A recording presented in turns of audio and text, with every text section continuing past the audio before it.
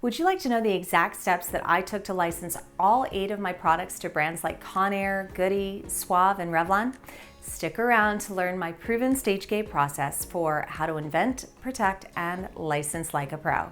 Hi, Lisa Lloyd here with more tips, tricks, and strategies to accelerate your invention licensing success. Your support means the world to me, and you can help me continue to provide more free videos like this by liking, subscribing, and leaving your comments below. And if you're curious to learn more, feel free to check out the links below for more on my resources for inventors.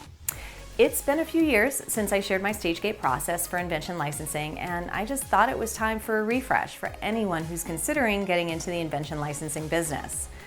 The stage gate model is a common technique. It's applied to new product development projects.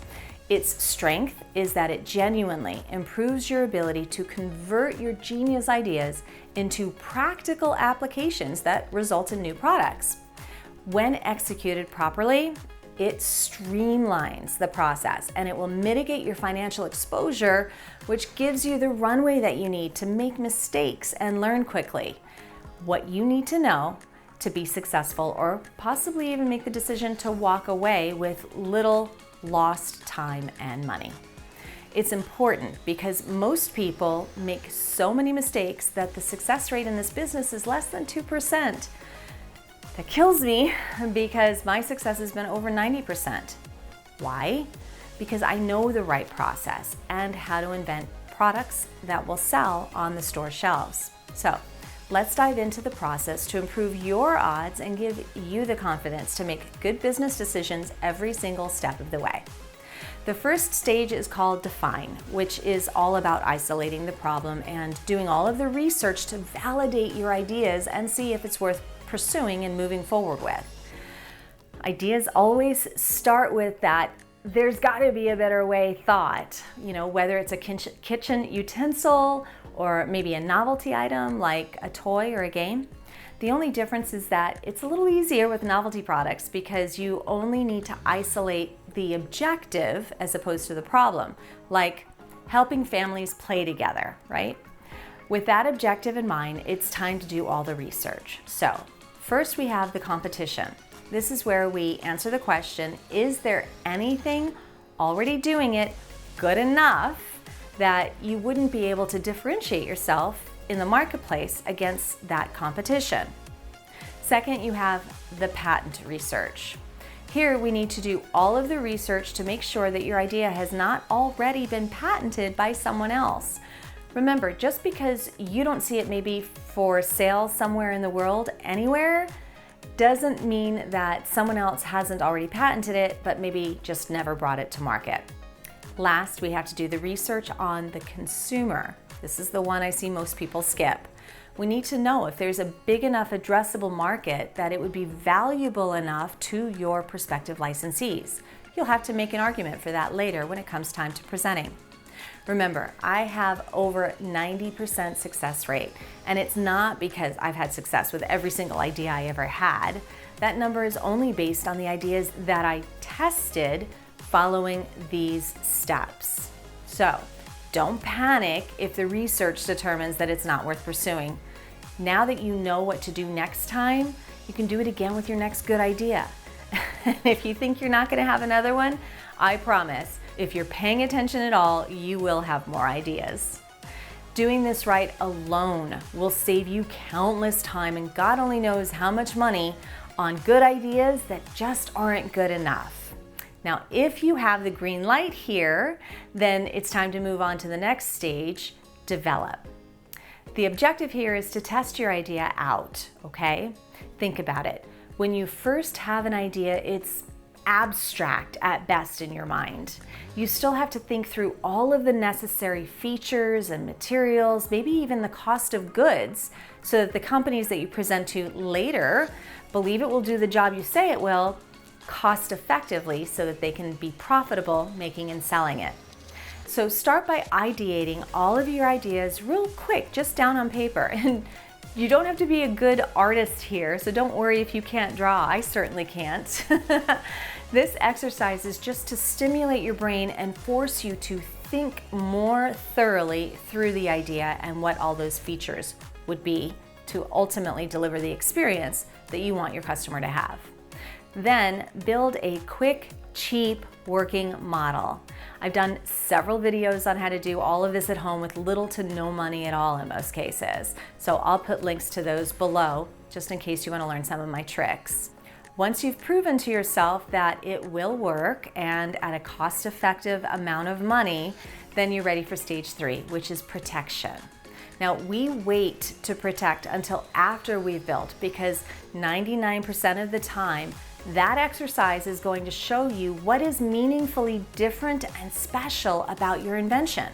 Those features, that's what's meaningfully different and special. With those fleshed out, that is what you're going to protect because that is what makes it different. Now, I have more again on patents, so I'll leave links to that below as well. You have several options for protecting. It really boils down to 3. Provisional, utility, and design patent applications. Now, most of the time, a provisional patent application is the right choice based on the fact that it's the cheapest and it's certainly the fastest way to get that label patent pending so that you can start presenting your product for license. Regardless, though, of which type of patent you choose, once you're patent pending, the next stage is really optional. You have 2 choices.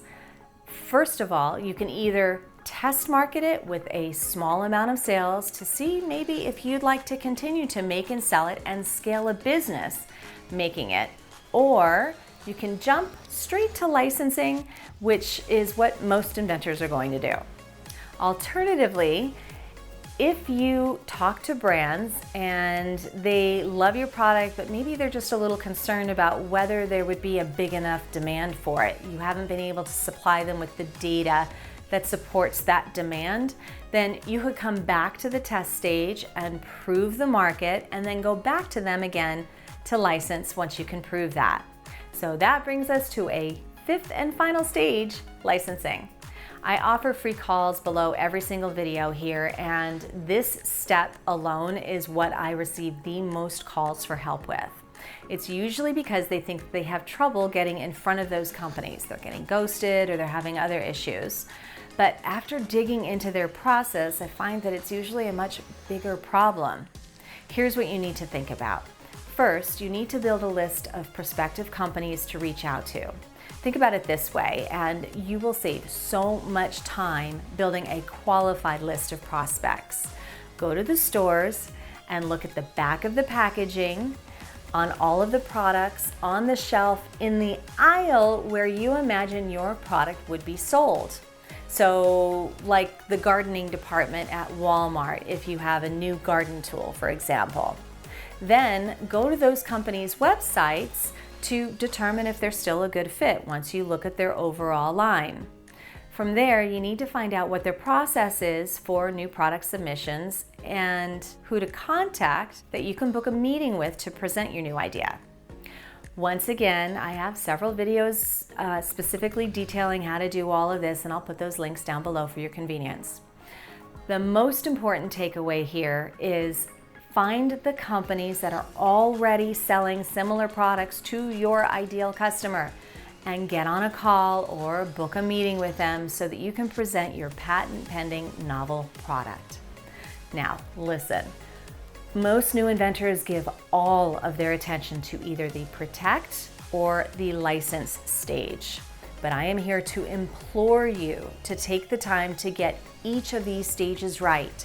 Define and research, develop, protect, possibly test, and then license your ideas. Doing each of these steps in the stage gate process properly will dramatically improve your odds for success. Being an inventor can be tough and confusing at times. I'm here to help. If you have any questions at all, just drop them in the comments below and I'll be sure to get back to you. Or if you'd like some one-on-one advice, then feel free to book a free call with me using the link below. And if you're curious to learn more about my Ninja Inventor training, then please check out those links below to learn more. Let's tackle this journey together and turn your ideas into reality and on store shelves. And don't forget to like, subscribe, and hit that notification bell for more tips on how to bring your inventions to life.